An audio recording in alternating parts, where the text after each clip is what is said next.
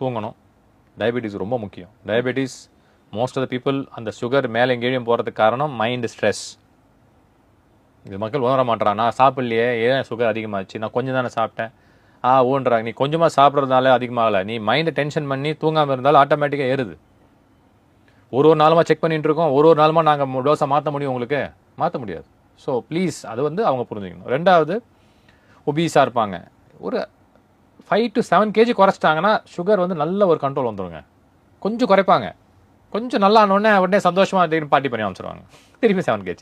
So அந்த motivation இல்லை, R த seriousness இல்லை. அப்புறமா அது கால் நிஜமாவே மறுத்து போய் பெரிய புண்ணாகி அது கருப்பாகும் போது அப்போ டாக்டர் நீங்கள் என்ன சொன்னாலும் பண்ணுறேன், எல்லாம் நான் உள்ளே நையான்னு வந்து நிற்கிறாங்க. நீ அப்போ உள்ளே நையா எனக்காக நிற்காதப்பா, உன் காலுக்காக உள்ளே நையா ஏன் அப்போ நிற்கலன்னு கேட்குறேன். So that is the difference between early people and people இந்த கடைசி ஸ்டேஜில் வந்து கஷ்டப்படுறவங்களும் பார்த்துட்டு இருக்கோம்.